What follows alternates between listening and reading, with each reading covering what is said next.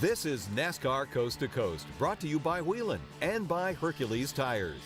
Now, with a look at local, regional, and international NASCAR racing, here are Hannah Newhouse and Kyle Rickey. A doubleheader in Tucson ended a career weekend for K&N West rookie Brittany Zamora, and third time is the charm for the NASCAR Whelen Modified Tour as the Spring Sizzler finally got underway, and it was Coby who found his way into victory lane.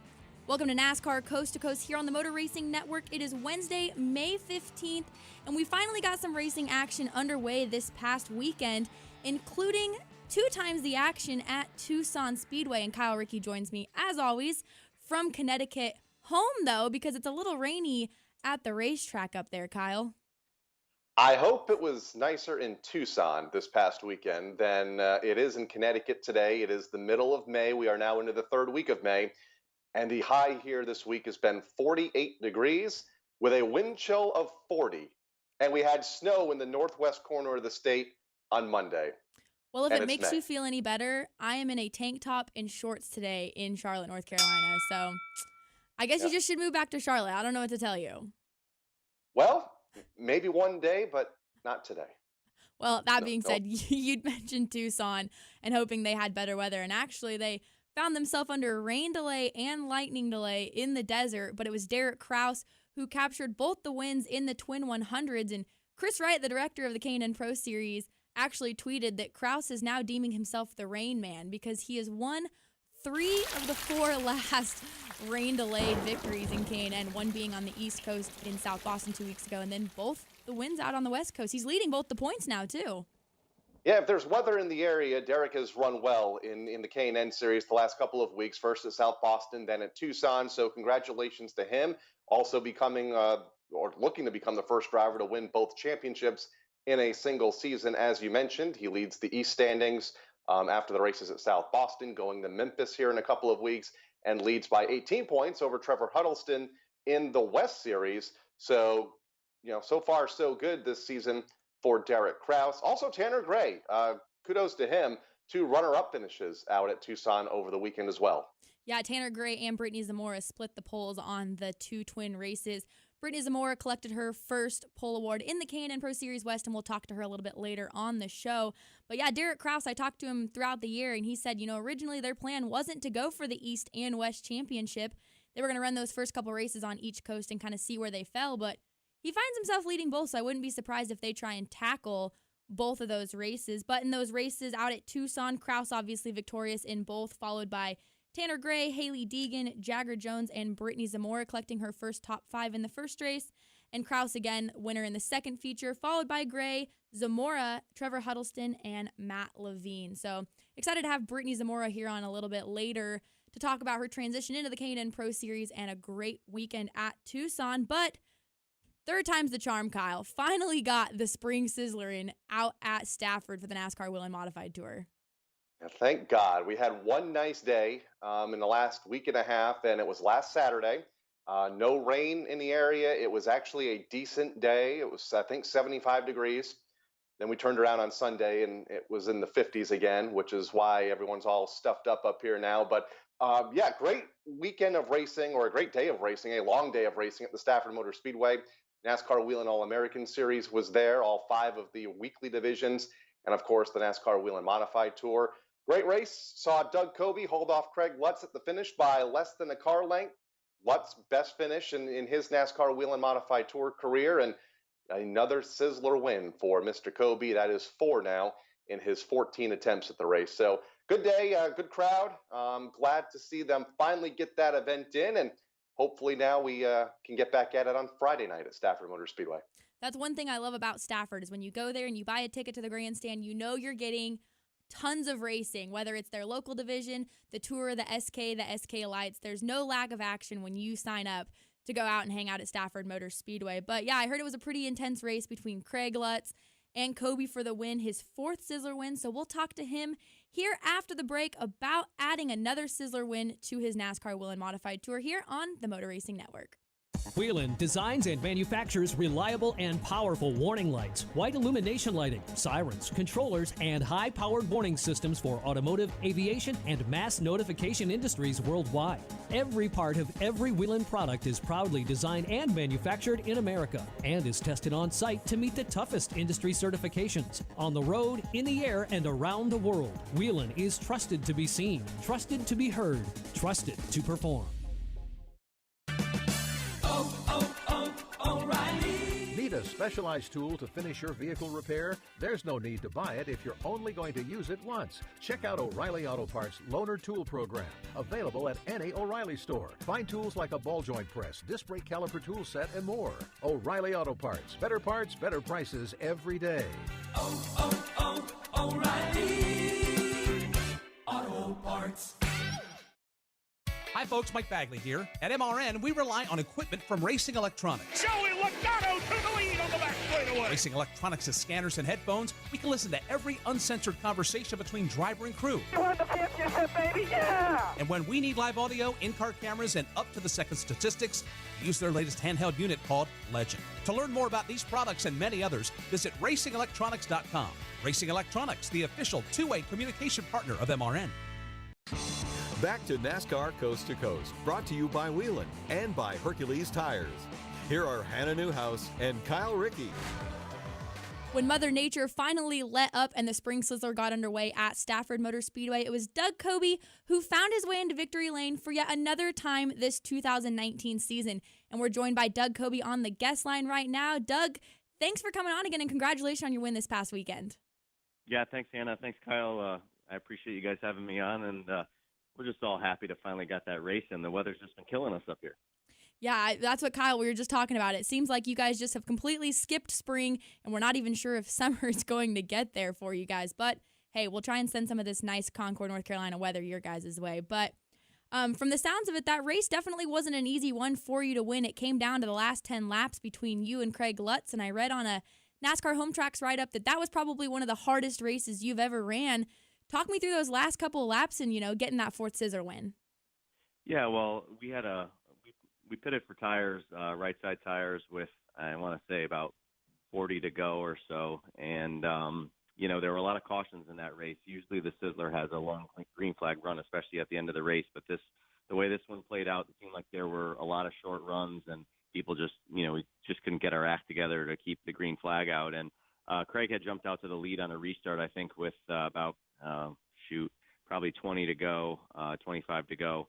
And I got into second, made a pretty good dive bomb move to get by him. And I thought I was going to pull away from him. And what ended up happening was he just got way better after that. And he was all over me for the last 12 laps to try to get his first win on the series, and looked low a couple times. And I just kept driving the snot out of the car and drove it as hard as I could, and kind of thought about what his car, might do, how it might react with me driving as hard as I was, and just tried to make it as hard on him as I possibly could. And, he took a couple stabs at it, and I think he'd probably admit he probably made a couple mistakes and maybe should have just been a little more patient, and that actually worked in my favor. So we were able to get the second win of the season for our Mayhew Tools team, and, of course, we're really pumped about that.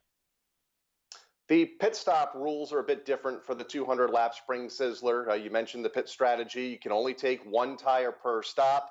You get 4 tires for the race.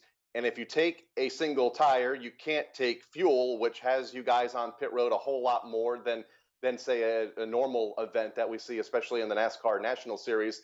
What are your thoughts on that rule? And do you think that it may have played a factor into having 7 different drivers lead the race and having 12 lead changes over the course of the race? Yeah, of course. I mean, it always plays a factor, and, we can't even make 200 laps on one tank of fuel, so we have to fuel. And that's why you saw a lot of guys come in right around lap 40, 50, somewhere around there, just to top off with fuel, because then that takes that part out of the equation. And then you start thinking about your tire strategy. And for our team, we had come up with a strategy prior to the race, and the only thing that really felt different for us strategy-wise was we pitted a few times prior to our first tire stop, just to try to adjust on the car and make it a little bit better, so that when we got to the tire stop, we would know if we made the right adjustment or if we wanted to further, go that same direction or a different direction. And, the thing about the one tire rule, you obviously know that I don't like it because I think it puts our pit guys in danger by having us on pit road a lot more than maybe we need to be. And Stafford, especially with such a tight pit road, I'm not a fan of it for that one particular reason. And the rest of it, I kind of am a fan of it because what used to happen is, we used to all pit right around halfway for 3 tires, and the guys that were up front would usually be the first cars out of the pits, and we'd start up front again and then just settle the race amongst us. And what happens now is you get guys that are on all sorts of different strategies, and we were running 4th, I think, with 30 to go, and we decided to come into pit, and we came back on the track 12th. But we could have come back on the track 8th or 9th if more guys had pitted. So you really can't. You really just have to stick to what you think is going to work for your car and hope that it puts you in a good spot on a restart. And it's definitely crazy. The last 100 laps, it was intense. It was crazy.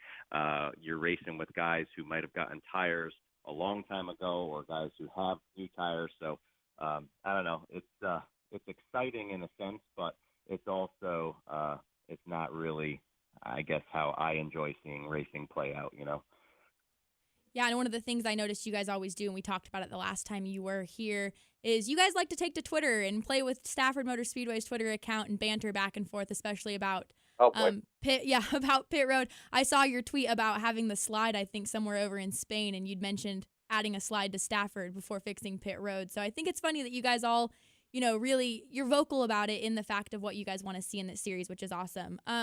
But turning away from that a little bit and looking at the season as a whole, you got 2 wins under your belt in the first 4 races, and you're currently in the points lead over Patrick Emmerling with just under 20 points between you guys. This is a little bit of a different start to what we've seen your last couple seasons. How hard is it, though, going to be to hold on to the points lead?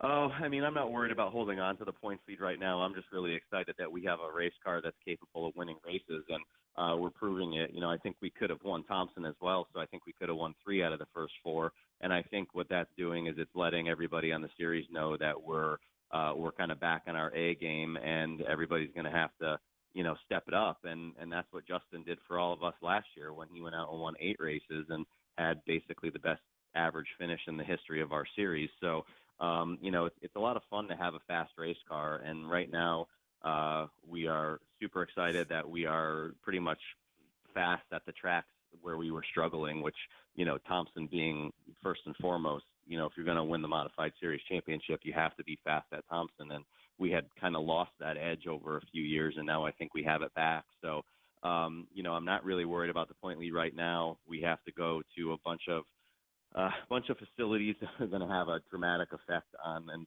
dramatic shakeup in the points.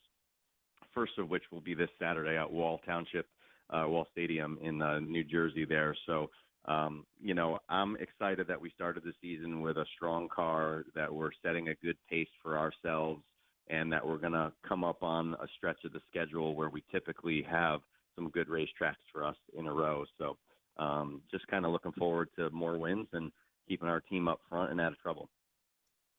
We'll talk more about Wall in a moment, but the last 2 years leaving the Sizzler, in 2017, you were 36 points back, 11th in the standings. Last year, you were 7th in points, 30 points out of the lead. Was there some, especially 2 years ago when you came back and won the championship, some enjoyment coming from so far back and going through that summer stretch and just kind of picking them off one at a time? Not really. Okay. I mean, it's nice to be out front, and it's nice to, as much as the series and the season is, all these races together, we really just approach it one race at a time. So if you're, Stafford is over, now we go to Wall, and we want to get a good top 5 finish at Wall and contend for the win. And then we'll go to Thompson. I think that's next on the schedule again. So, I certainly look at the points quite often, and when you're in a hole, when you're 30-something points in a hole, the problem is, at 1 point per position just about, and somebody like Justin last year who was capable of winning most every race where you get the bonus points for the win and leading laps, and we didn't have a car at the time that we were contending for wins and leading laps, the deficit adds up pretty quickly. And, if you go out there and he wins and you finish 6th, you're still going to lose another 10 points right there. So, being 17 points up after 4 races is certainly better than being 36 points down. We'll leave it there.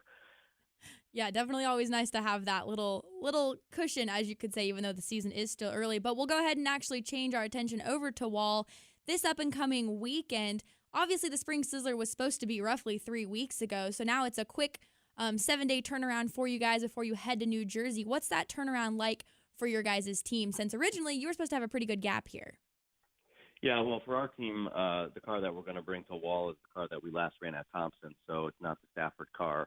And then, Phil Moran, my crew chief, has been probably ready with that car. Was the backup car at Stafford, so it's kind of race ready anyway. And I'm sure he'll be scaling it for 12 hours a day for the next 5 days, getting ready to go to Wall just to make it perfect. But for some of the teams that have one car, it's probably a little bit of a tight turnaround, especially if they had a long travel to Stafford for the rainouts and whatnot. And Wall is certainly a unique place, and not a lot of drivers. I mean, a lot of us have raced there at the Turkey Derby in November when they run the Tour Type Modifieds, but there's not a whole ton of guys that have raced there on the tour and the touring events, because the last time we were there was, I think, 2007. So definitely going to be an interesting race there. That's not quite.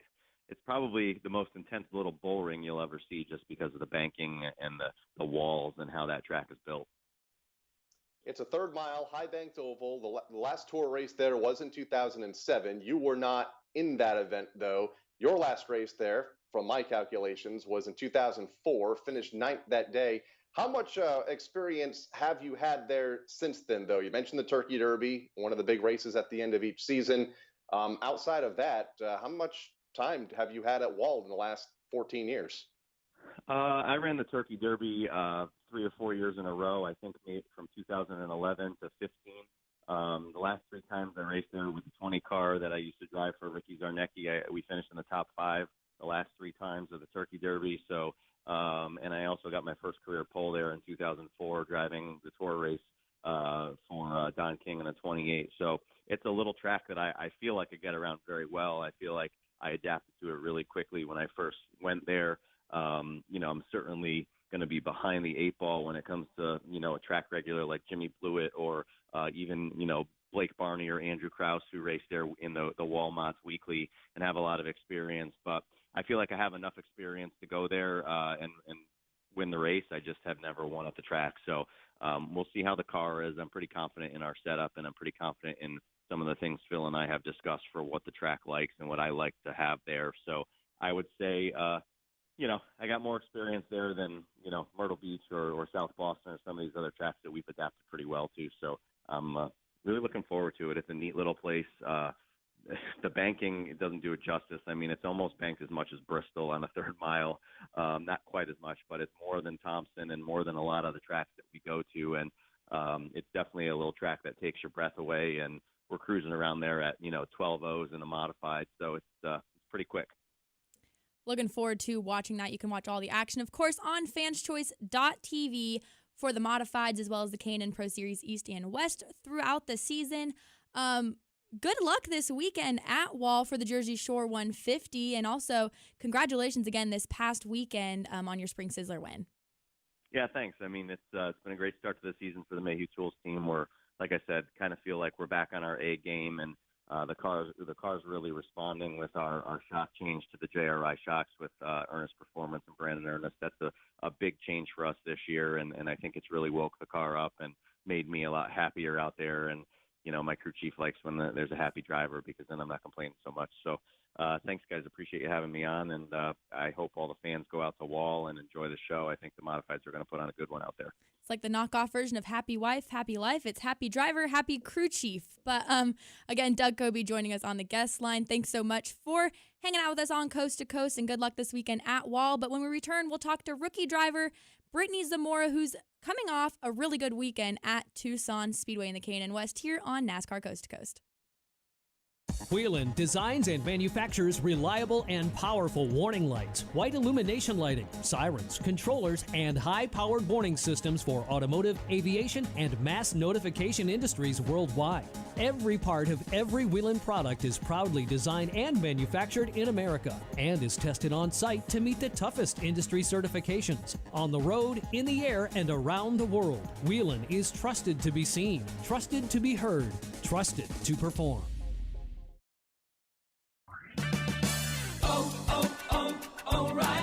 Changing your oil regularly helps keep your vehicle running at its best. Right now at O'Reilly Auto Parts, purchase 5 quarts of Pennzoil conventional motor oil and a MicroGuard filter for just $24.99. Save big with Pennzoil at O'Reilly Auto Parts. Better parts, better prices every day. Limit supply. See store for details. O'Reilly Auto Parts. Back to NASCAR Coast to Coast, brought to you by Whelen and by Hercules Tires. Here are Hannah Newhouse and Kyle Rickey. There was double the action on the West Coast as the NASCAR K&N Pro Series West rolled into Tucson Speedway for the Port of Tucson Twin 100 races. And rookie Brittany Zamora joins us on the guest line now, coming off of a pretty good weekend. First off, Brittany, thanks for coming on. Yeah, of course. Thanks for having me. Pretty good weekend for you as you collected a top 5 in that first Twin 100 lap race, followed by a top 3 finish there. Overall, what are your feelings walking away from this past weekend at Tucson? Yeah, it feels pretty good. That was our goal for the weekend. You know, we wanted a top 5 or a podium, and we managed to do that in both races. So we feel good about that. It's just a start, though. But my team and I have worked really hard all year and haven't got the results to show the work that we put in. And so being able to do so this weekend felt really good for my team and my sponsors, and hopefully we can keep this momentum going and keep improving. A 5th in the first race, a 3rd in the second race. You also led some laps for the first time in your K&N career in that second race. What have you learned in the first handful of starts for you? Obviously, you had 2 prior starts in the West Coast. Ran a couple of races on the East Coast as well. We saw you at New Smyrna Speedway. What have you learned about these K&N cars that you might be getting more comfortable with as the season goes on? Yeah, it's just been a bigger learning curve than I expected it to be. I'd done a test before on a K&N car, but it didn't really give me the true feel for what race conditions are and the competition I'm racing against and just the different driving styles that these cars need versus what I've been used to the past 3 years in a super late model. And so adjusting to that and just working with the new team, and it's all been a big learning curve. And so being able to get the results that we had this weekend feels pretty good for us.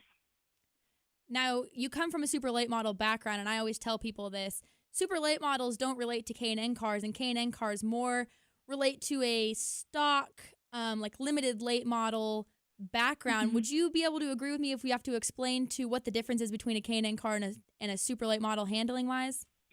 Oh yeah, I agree 100%. They're totally different. You know, I thought my experience with the super late models would help me like a lot in the K&N cars, and it does, no doubt, but it's just 2 totally different worlds, two different cars that you're driving. I got to race my super one way and race the K&N car a different way. And so, yeah, like you said, they're more of like a late model stock or limited late model. They drive totally different, and so I kind of got to keep that in mind when I'm switching between the 2 cars. You and your dad, Mike, have campaigned super late models now up in your home state of Washington, like you mentioned, the last 3 years, picking up multiple championships. Take us back to the beginning of your career. When did you get the itch to get in the driver's seat and become a professional driver in motorsports? That kind of all began when I went to the track when I was 4 days old to watch my dad. And so it's really been in my blood ever since. I grew up watching him, and I knew that's exactly what I wanted to do. You know, like I fell in love with super late models when I was probably 8. You know, I couldn't drive them yet, but in love with them, and that was always the goal. So transitioning from go-karts into mini stocks, into limited late models, to super late models, that's always what I've wanted to do. It's in my blood. It's my passion. I feel at home when I'm at the racetrack. I've done other things, like I did competitive dance for 15 years, and that was fun. I wasn't like as into it as I was into racing. I've always known that racing is what I wanted to do. So before I could even start racing, that was my goal, to get into those cars, and I've exceeded that, and by getting into the K&N series, and hopefully we can keep moving up the ladder. That's cool to hear that you did competitive dance. I always used to get kind of poked at and laughed at because I was a cheerleader all through middle school, high school, and everything like that. And they were like, what is that? How do those two match up, cheerleader and race car driver? So it was always... they're so different, huh? Oh, yeah, completely. You get your fix of girls during the week with your cheer and dance, and then you go to the racetrack and you're done with the guys by the time the weekend's over. But you've got two Northwest Super Late Model Tour championships to your name. Definitely a huge accomplishment for you there.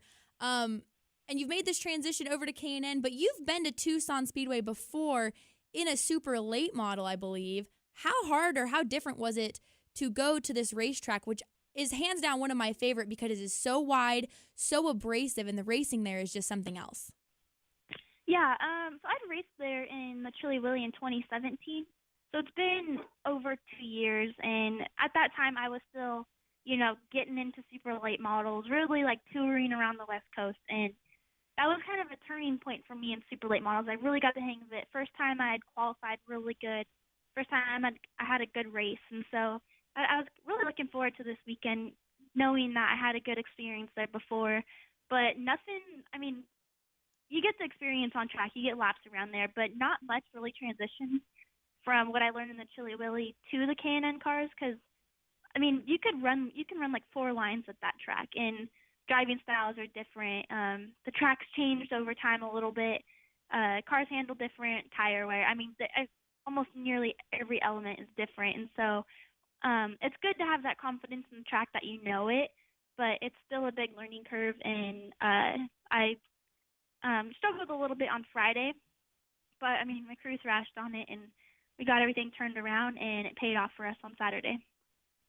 That said, let's keep all the elements the same. You were comparing Chili Willy a couple of years ago to the K&N races this past Saturday night. How was race 2 different from race 1 on the same night in the same car, and how much more comfortable were you during race number 2? Yeah, I was comfortable in race number 1. I had a pretty good feeling about it.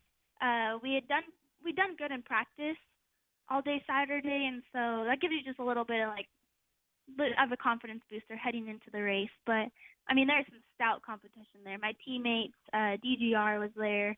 You had Levine there, and just Sunrise Ford. Everybody was on top of their game, and so knowing that, nobody was really sure what strategy to use in the first race.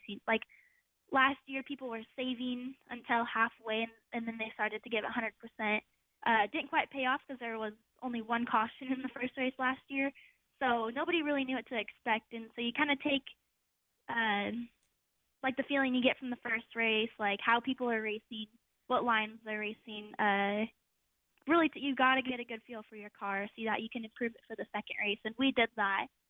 Car was a little free on us, or it was really free on us on entry and exit, so we weren't able to drive it in like we need to, and couldn't get full throttle until I was straight. So that really held us up a bit. So to come home fifth was pretty good with that, but I knew that we had more in us. So you take what you learned from the first race and apply it to the second, and it helped us out there. Tucson Speedway, definitely one of the most interesting racetracks out on the West Coast. I always explain it to people who may not know. It's almost as if Irwindale Speedway and Myrtle Beach had a racetrack baby. It would be Tucson with the 4-wide racing, but the insane abrasive surface. It's a pretty cool race to watch. You can watch someone go from 13th to the win in less than a couple laps. So interesting dynamic to always set up a race car there and plan a race strategy. But you're over at BMR. Obviously, we've talked about your first season in the K&N Series racing for Bill McAnally Racing, and you've got crew chief Kevin Bellecourt in your corner. Bellecourt obviously has seen success with Justin Haley through the ranks, but has now stepped over to the West Coast to help you on the K&N program. What's that been like working with him, and what's the dynamic like? He's awesome. I couldn't ask for a better crew chief for this year. His experience back in the truck series, and he's worked with Byron and Bowman and Haley, and he has great drivers on his resume, and so to be included on that feels pretty good. And we clicked at the first race, and so we get along really well.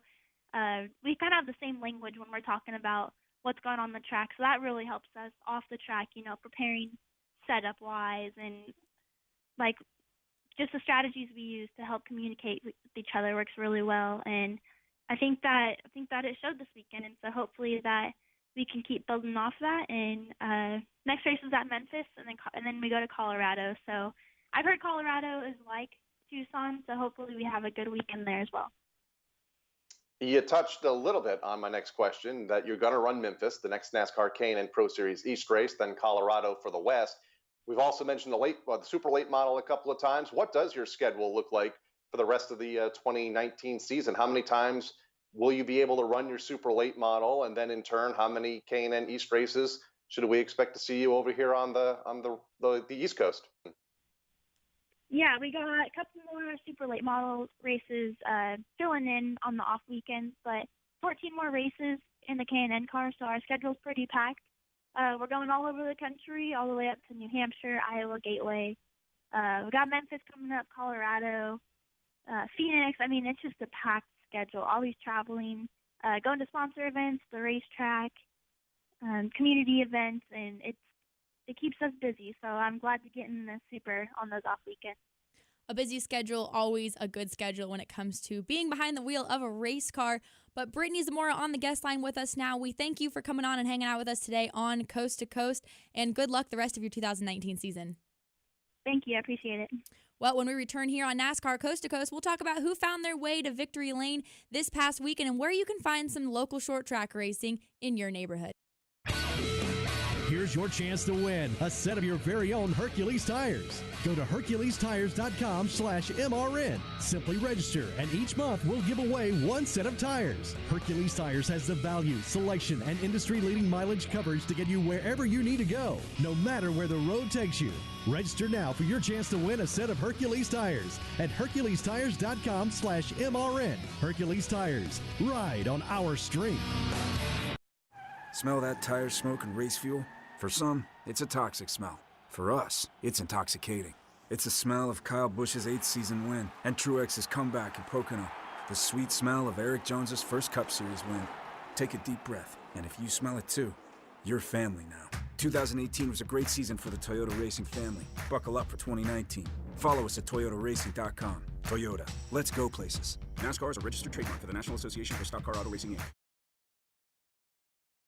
Whelen designs and manufactures reliable and powerful warning lights, white illumination lighting, sirens, controllers, and high-powered warning systems for automotive, aviation, and mass notification industries worldwide. Every part of every Whelen product is proudly designed and manufactured in America and is tested on site to meet the toughest industry certifications. On the road, in the air, and around the world, Whelen is trusted to be seen, trusted to be heard, trusted to perform.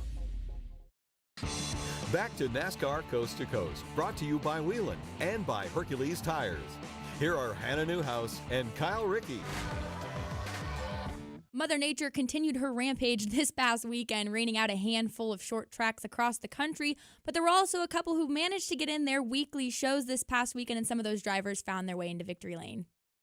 Rampage is a good word for that. And a lot of those tracks up here in the Northeast, Stafford, of course, ran their Whelen All-American Series. Eric Byrne claimed the win in the SK Modified Division. Longtime competitor at that racetrack, Cliff Saunders, won in the late models. They are back in action this Friday. Seekonk Speedway finally got their opener in this past weekend over in Massachusetts. Jerry DeGasperi held off Mark Jennison to pick up the late model win. And in the Pro Stock, it was veteran Dave Darling claiming the win. They're back in action Saturday night. And Sunset Speedway up in Ontario, third time was a charm for them as well. Danny Benedict won late model race number 1, while Dwayne Baker went from third to first in the final corner, an amazing finish to win race number 2. They have their big spring velocity weekend this weekend up in Ontario. But however, down where you are, Hannah, unfortunately, Mother Nature was there very much so again for Bowman Gray Stadium. They rained out. Hickory, Greenville Pickens, and also Berlin Raceway over in Michigan rained out this past weekend. Well, hopefully weather plays nice for us this weekend for the All-Star race, obviously, here in Charlotte. But racing was not only happening here in the States, NASCAR's International Series also had some racing as the NASCAR Euro was back in action. Yeah, they were back in action at the Autodrome de Franche-Comté in France for their second doubleheader weekend of the year. And for the second time this year, a single driver won both races. In race number 1 on Saturday, Alain Day won over Marc Goossens and Jacques Villeneuve. And in race number 2 on Sunday, it was Alain Day also picking up the win over Loris Haseman and Jacques Villeneuve with back-to-back third-place finishes. They're back in action at American Speed Fest in a couple of weeks, June 1st and 2nd at Brands Hatch. And more international racing for NASCAR gets underway this weekend as well, as we have the NASCAR Pinty Series up in Canada that kicks off their season this up-and-coming weekend at Canadian Tire Motorsports Park for the Clarence 200. And they've got a pretty good little entry list there. 21 cars right now on the entry list, including Jason Hathaway, DJ Kennington, Andrew Ranger, Alex LeBay rejoining the tour full-time this year after running the Xfinity Series the last couple of years full-time. He's back in the Pinty Series. Your friend Riley Herbst is on the entry list, as is last year's champion LP Dumoulin, who won the Clarington 200 last year at Canadian Tire Motorsports Park. Going to be a great race, and again, you can watch it on fanschoice.tv, like the Whelen Euro Series, K&N, and the Modifieds. Speaking of modifieds, we talked about a little bit earlier as well. Modifieds are back in action this up-and-coming weekend after a quick turnaround from the Spring Sizzler, but they'll be back at Wall Stadium for the first time in a while for the Jersey Shore 150. Kyle, I'll be here hanging out for the All-Star race. Are you going to make it to any races this weekend? I'll be at Stafford on Friday night for the NASCAR Whelen All-American Series program. It is BFF night, so sadly, you're not in Connecticut, or you could come to the racetrack with me on Friday night because you're one of my BFFs. And I might go to Seekonk on Saturday night. We'll see. Well, I appreciate it, considering you make fun of me for not brushing my hair before, which I do brush my hair in case anyone is curious. But that being said, looking forward to talking some short track racing action next week again on NASCAR Coast to Coast. For Kyle Rickey, I'm Hannah Newhouse. For producers Craig Moore and Brian Yesowich, this is NASCAR Coast to Coast here on the Motor Racing Network, and we will see you guys next week. NASCAR Coast to Coast has been brought to you by Whelen and by Hercules Tires. NASCAR Coast to Coast can be found on MRN.com, Facebook, YouTube, or your favorite podcast provider. NASCAR Coast to Coast is a production of the Motor Racing Network. All rights reserved.